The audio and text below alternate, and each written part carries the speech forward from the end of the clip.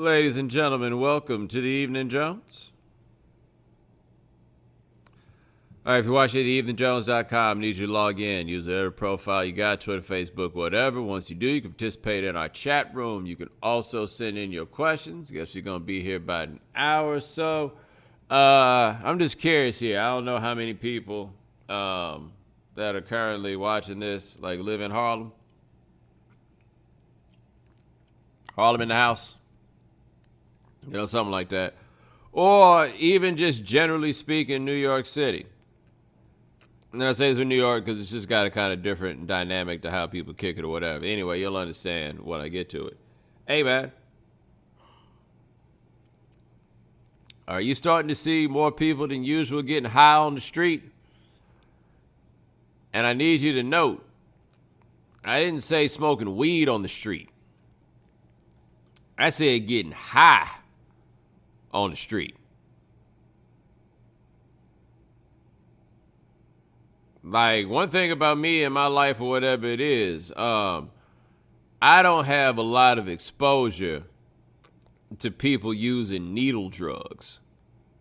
Honestly, I don't really have a lot of exposure to people using drugs that are not weed.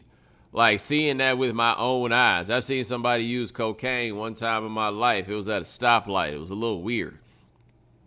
Anyway, I'm not, as far as I knew, I wasn't really from one of these heroin cities. I'm assuming it's heroin. I don't know, but I wasn't from one of them places, right? And I ain't lived in a sort of situation where you just see people smoking rocks. Man, a couple weeks ago, I think I made a run to go get some copies of that Vanity Fair. I saw somebody smoking a rock on Central Park North at 11:45 in the morning. I took a 10-block walk yesterday. I saw one dude shooting up in two hand-to-hands.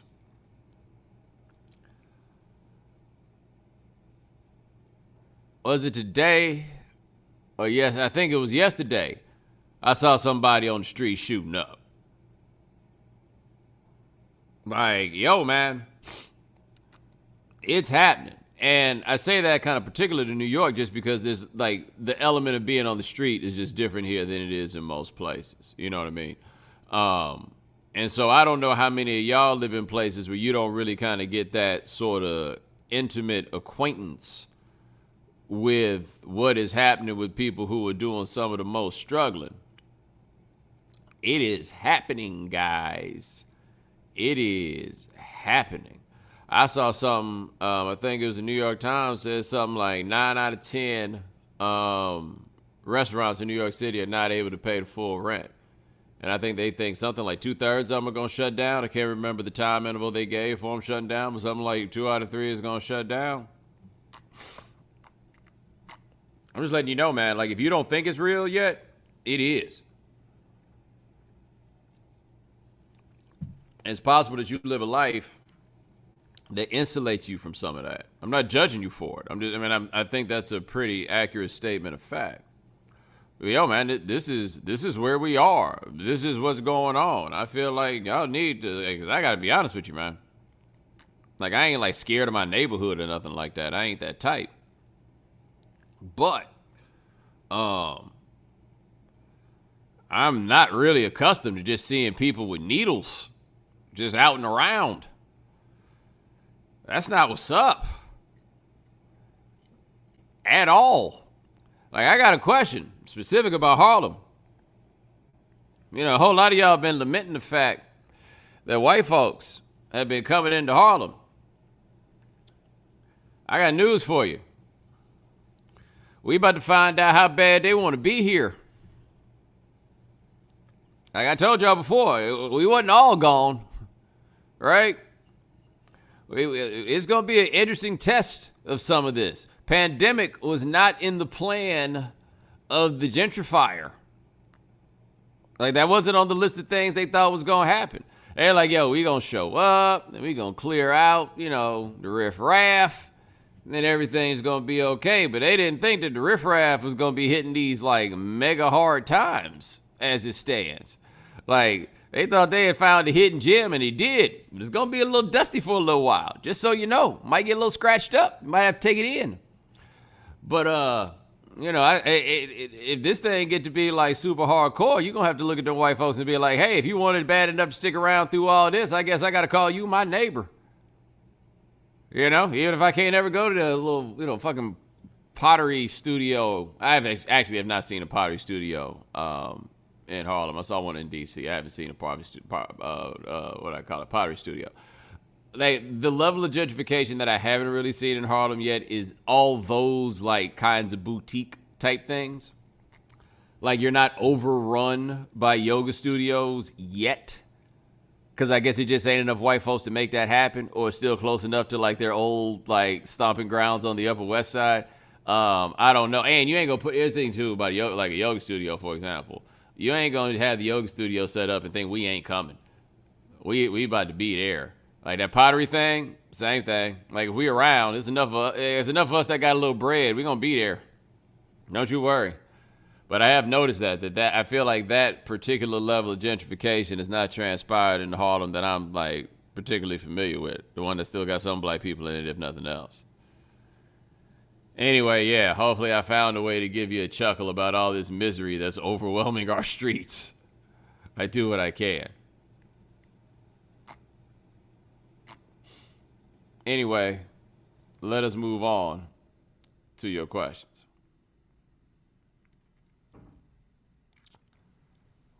Wow, this is fascinating. I know what I want to answer a question about. And inexplicable. Oh, there we go. I was like, it took this long to get to this. Where do we / should we go from here now that Breonna Taylor's killers got off free? All right.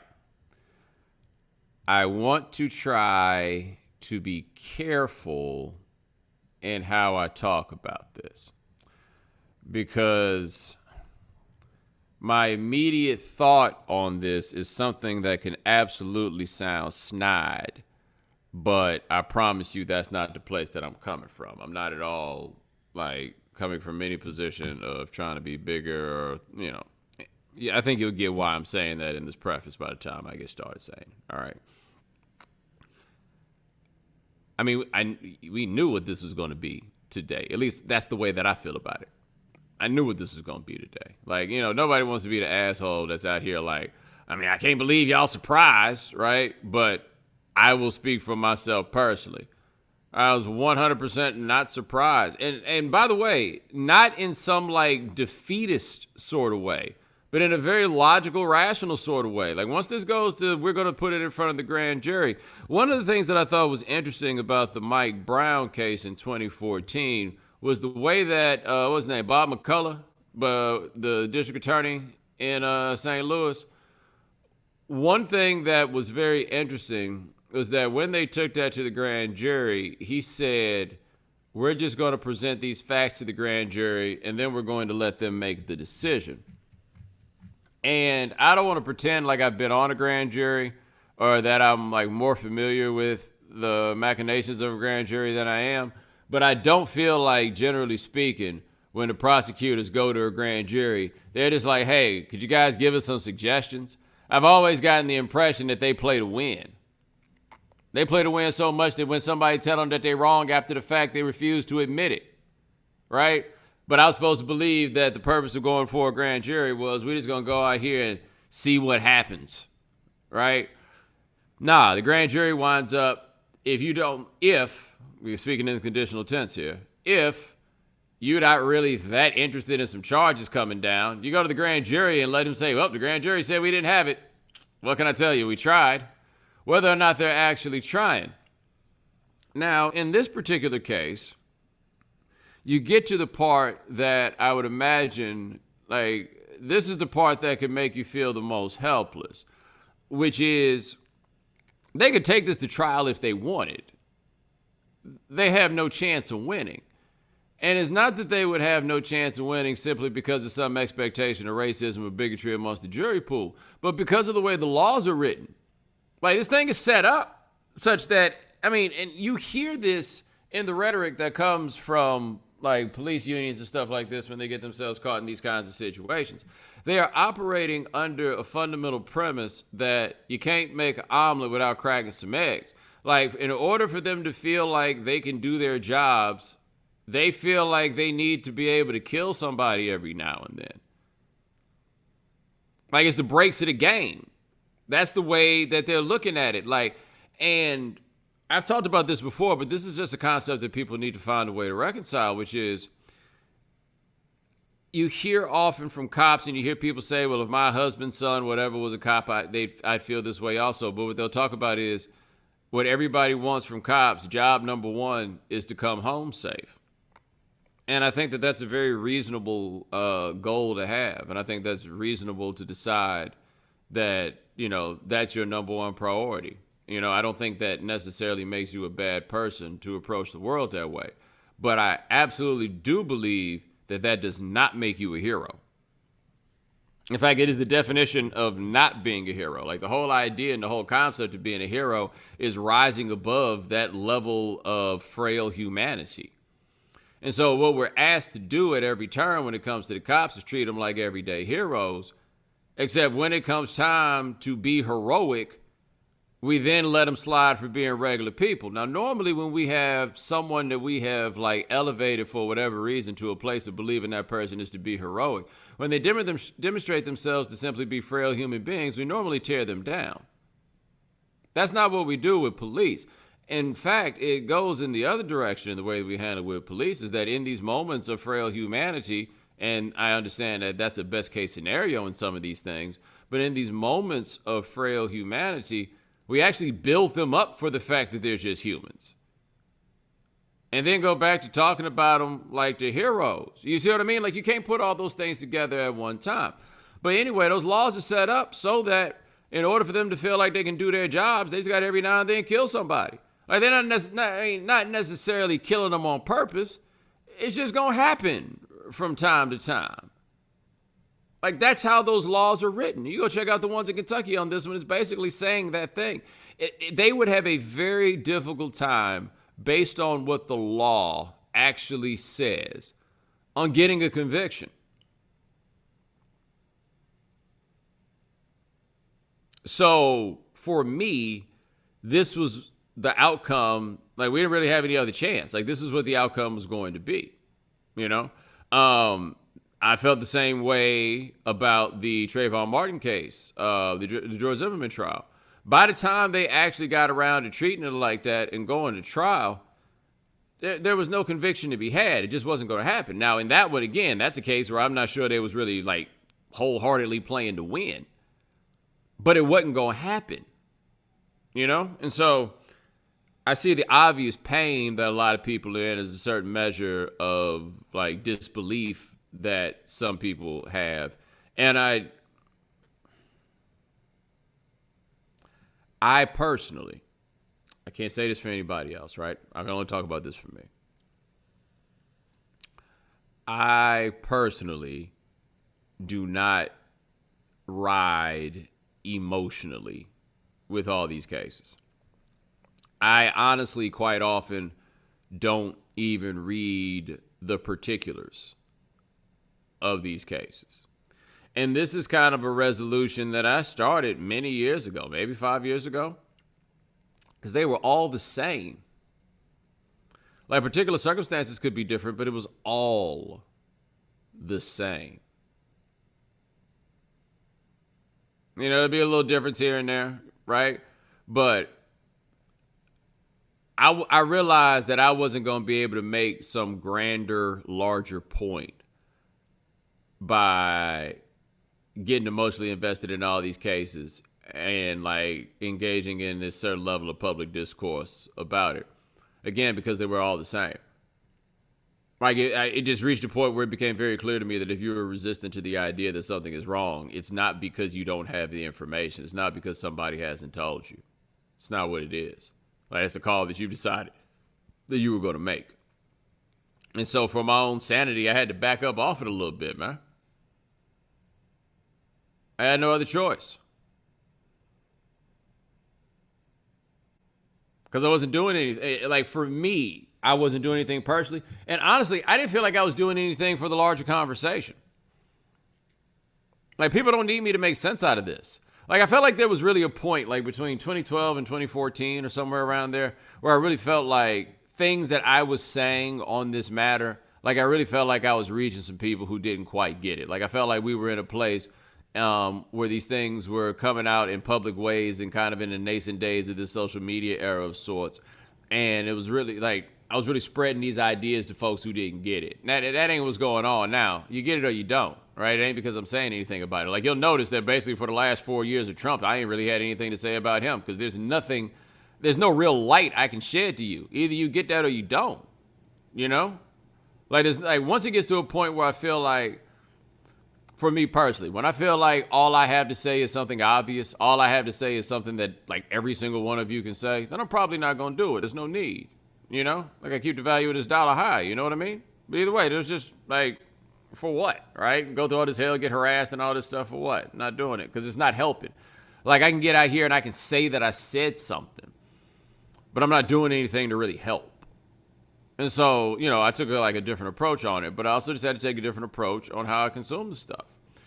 And so when I got the details of what happened with Breonna Taylor, I knew there was no way in the world those guys were going to jail. You know? And that's its own problem. But, like, for me personally, if there was any coping that needed to be done, it was done as soon as I read the story because I know what the outcome is. I knew what direction it was going to go in. Seeing this thing happen over and over and over again. I can't get my heart broken by it every time. I just can't. Because the thing that's heartbreaking is a constant. And more importantly, the thing that's heartbroken, let's say that they had put all these charges on these cats in Louisville, and then they ultimately got a conviction for it. We would be out in the streets celebrating. Think about what a low bar that is.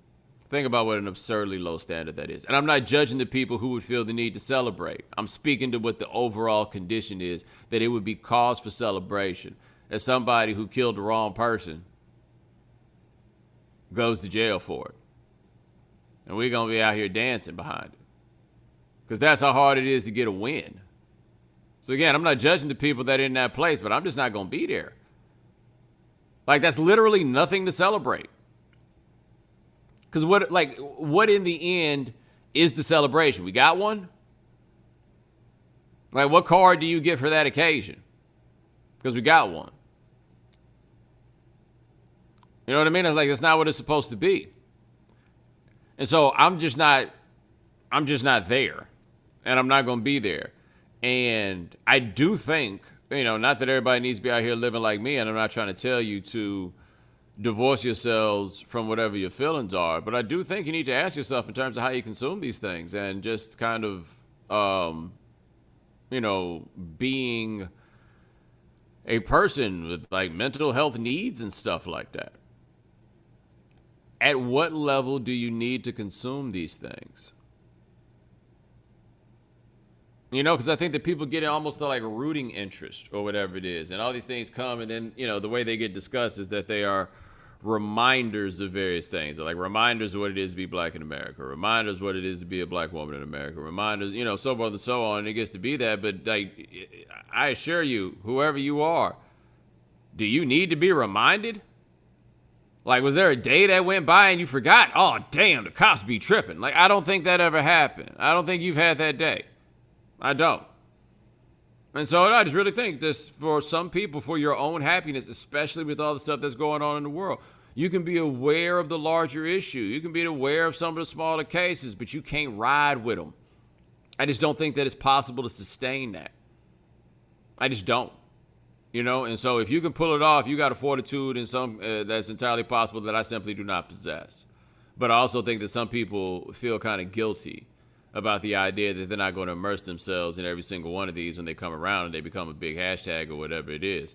But you really don't have to do it. Like I was a little conflicted when I see all the, you know, arrest the cops who killed Breonna Taylor, and I thought that, I mean, certainly it was appropriate, but as it kept going and it kept going and it kept going and it kept going and it kept going, I really was thinking, like, yeah, that's something they absolutely should do, but, like, y'all don't think that's going to happen, do you? And I don't have a great handle on that, right? Like, I don't know how many of you understand just kind of how the grand jury game goes when this shakes out. But I was really just out there. And you don't want to be the person that, like, I know this ain't going to happen, but, like, I knew that wasn't going to happen, right? Like, and again, I'm not judging you. I'm just kind of, like, you did know it was not going to happen. Because it wasn't. And the problem is that the game is set up for it not to happen. And that one ain't an easy one to fix.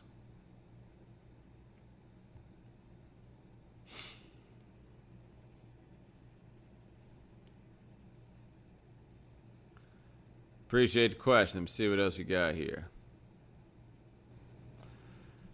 Did Rolling Stone get it right naming Marvin Gaye's What's Going On the greatest album of all time and ranking Miseducation of Lauryn Hill over P.E.'s Millions the greatest rap album? I don't fucking know, man. Like, I saw that they had done the list, and, like I've told you this many times, as somebody who's had to work on and make these kinds of lists. It's not the most entertaining thing in the world. And you're basically just doing this so that people can tell you that you're wrong, especially on a list of 500. And it's albums. Like, it's always going to be somebody that pops up to tell you wrong. This is what I found fascinating about this, though. They do these things every so many years, right? The last time I recall seeing a big Rolling Stone list at the top, whether it was 100 or 500 albums of all time, the number one album was Sgt. Pepper's Lonely Hearts Night Club Band. That was number one.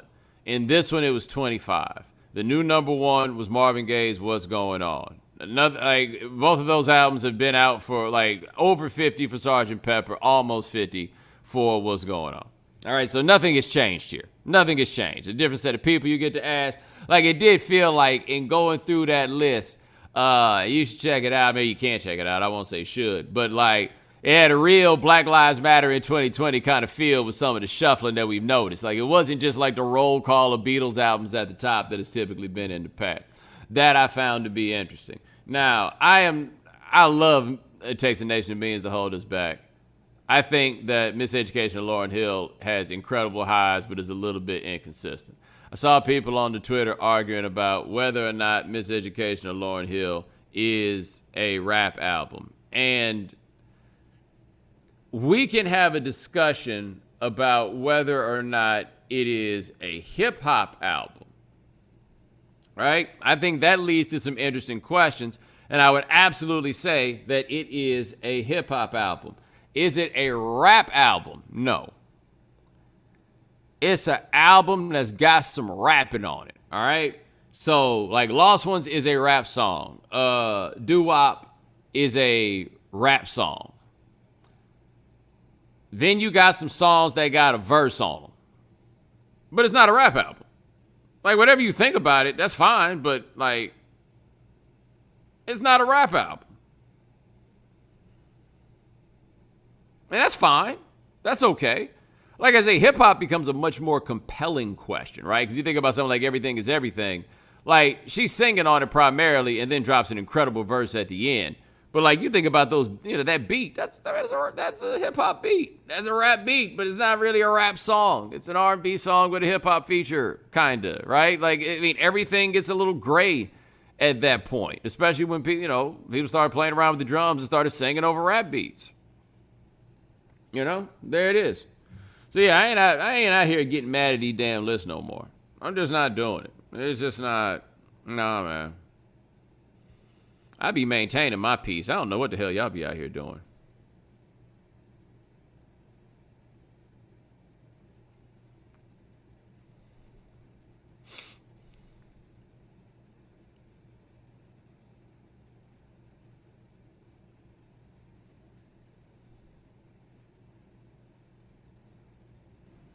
Ooh. You're planning to take the day after Election Day off, but with all the possibility of tons of mail-in ballots this year and the results might not be available right away, how long are you willing to hide out for? Kyle, I have to say, I had not considered this. This is a fantastic question. My whole plan is fucked. Wow. So for those of you who don't know, I don't see no reason to, I'll work the day before the election. I might work the day of the election, but I don't really want to have to do no interacting with nobody that I don't feel like in the days subsequent. I just don't feel like there's anything good that can come from that. I just don't. It's just going to be a lot of angry people no matter which way it spins, and ain't nothing I can do about it ultimately. But my man is right. If we wind up in a situation where this thing gets dragged out, man, how many sick days I got? You know what I'm saying? Like how many more vacation days do I have left? Am I willing to put 2 weeks on it? It's a very, very, very good question. I still feel like the week of off is probably a good idea. Somebody in here talking about it's got to be a blowout. I mean, I understand why you would say that. I don't know though, man. At some point when a man tell you something over and over and over again, you kind of got to believe that he means it. This is the wildest thing about Trump. This is an apolitical observation, but I'm going to make it. The wildest thing about Trump, I could tell you, oh, no, he means everything he's saying. And I could tell you, I mean, you can't believe nothing he says. And both of those things are true.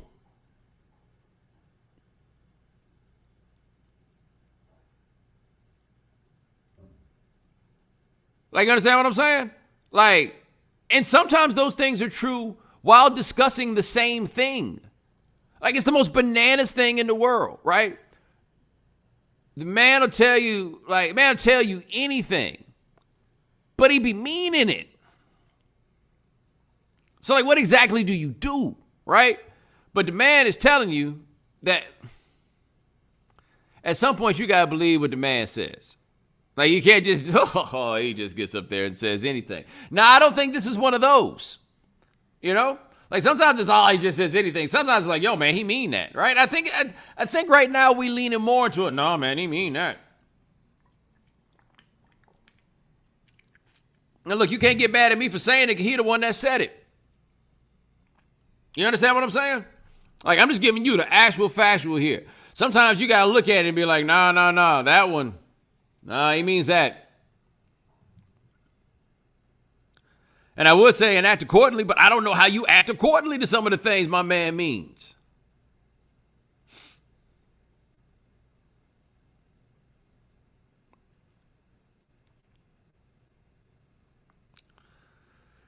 Appreciate the question. Let's see what we got here. Since you've already put us up on game with the body butters, would you mind improving the brother shower soap game? I'm currently rocking the Dr. Bronner's Blue Label and always open to stepping things up. And my brother, I don't really have a problem with the idea of being helpful to you in this time. I really don't. However, I need you to understand something, all right? And I don't really know if in 2020 we have different standards for things that we say than we used to have before. And I hope that I do not sound insensitive in this moment to any person. And I do not believe sincerely that I'm being insensitive to anybody right now. And if I prove to be insensitive in saying this, I encourage you to let me know and I will acknowledge my fault, right? But my man is asking me to improve his shower soap game, and I need you to understand that, like, I am not your girlfriend. Like, when it was time to, like, step the game up for me, it was like a woman who was encouraging me to do this. Like, this is the way that I view this relationship. Now, what I will do, generally speaking, is just to let you know, for example, I didn't give you no recommendation on the butters, but I told you that you need to get on the butters. This is a general notion and idea that you should get on the butters. You see what I mean?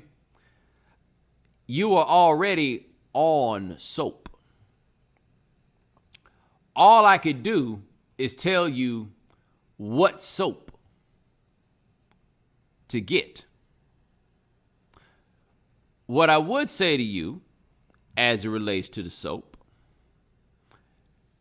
is you might want to start ordering your soap off the internet and not buying it at the store. That I can tell you. Like, soap is not a place to try to save the money, right? You should try to do the best you can with your soap. That generality, you see what I mean? That I can give you.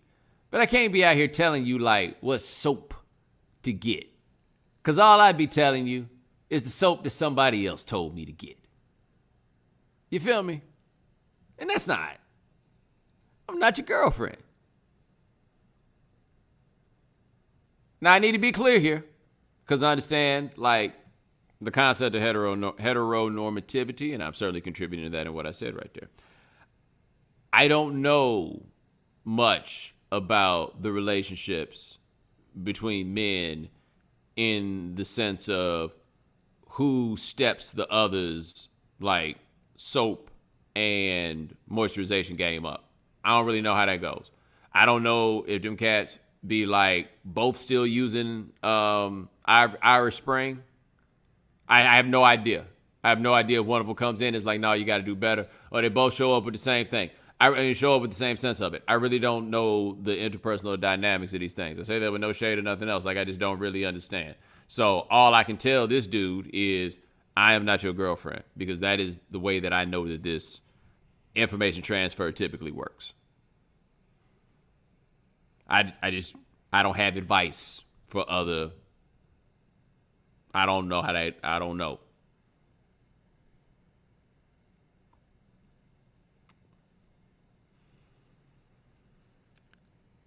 Appreciate the question. Let's see what else we got here.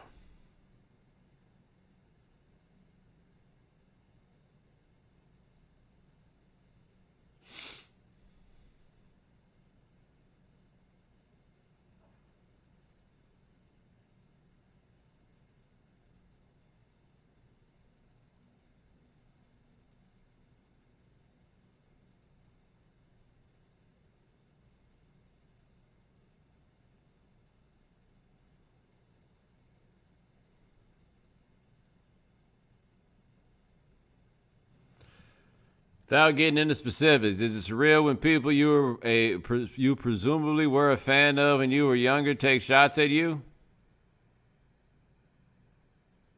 I don't even know which one you're talking about right now, but no, not really. Look, man, I've been doing this for a long time. Like, I'm past the. It takes a lot for me to be like, wow, little old me, look where I am. Man, I've been here for a minute. This feels comfortable as hell to me. This shit happens.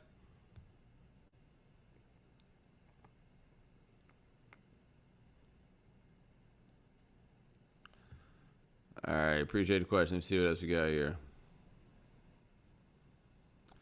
Oh, okay, this is interesting. Do you apply the same hero logic, which is solid, to soldiers? Soldiers are doing a completely different job. Here's the thing about a soldier. The soldier has an enemy.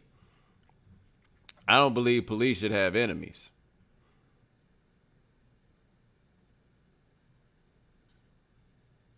Like, think about this. You got a security guard at a club, right? I don't want them to be looking at everybody on the dance floor as an enemy. You know, those are the people you protect. And then every now and then you got somebody you kind of got to fuck up, but it's not like, it's not a room full of enemies. And so a soldier is dealing with an enemy. We operate under a premise that, yeah, you got to take out some of the enemy in order to accomplish whatever the job happens to be. Like, as a concept, that's totally different.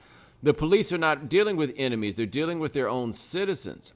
And the problem that we have is that the idea of an adversarial relationship between the police and the people, I mean, it's entirely race-based. And it's not simply the police that have this, but when you see, like, the positioning of these things in public discourse, it is black people on one side, the police on the other. The police are a proxy for white people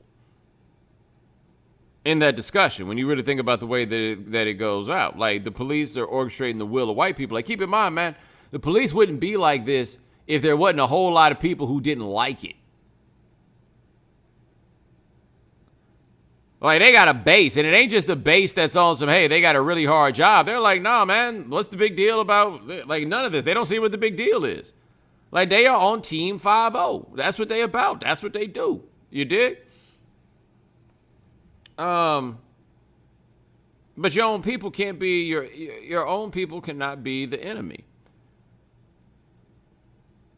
And so what it constitutes to be a hero as a soldier, like, obviously you're not going to do anything stupid, like die just for the sake of doing it. But the whole idea is of sacrifice in the name of something larger. And there are going to be times where a soldier is going to be asked to do that. And I think that they're a bit more likely to actually do it than from what I've seen from police officers.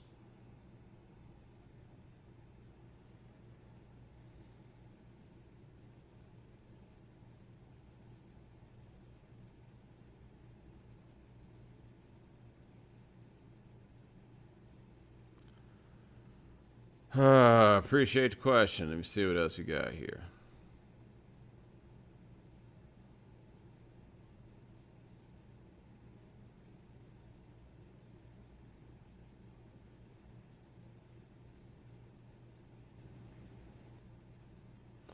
Wow, sorry guys, there's a lot of questions, so it's taking me a while to go through them.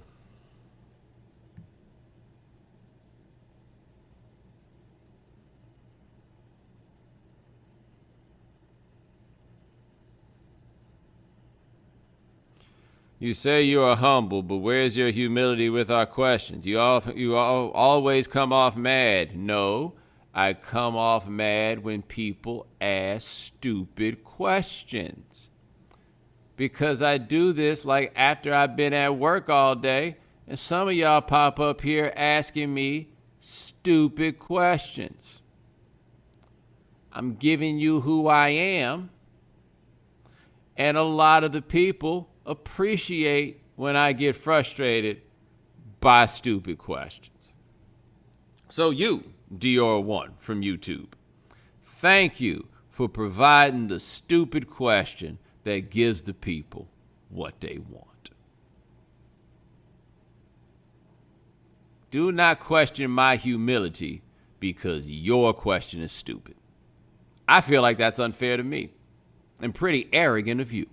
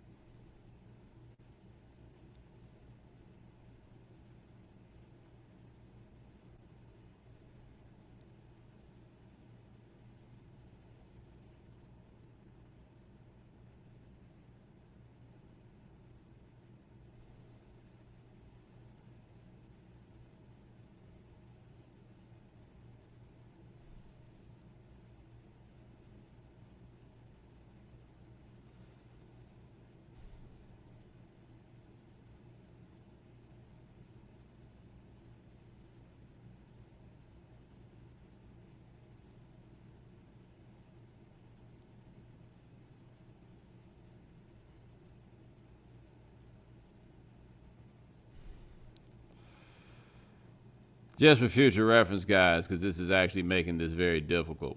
Don't answer sports questions here. Please don't do it, because I can't get to the things that I can actually answer.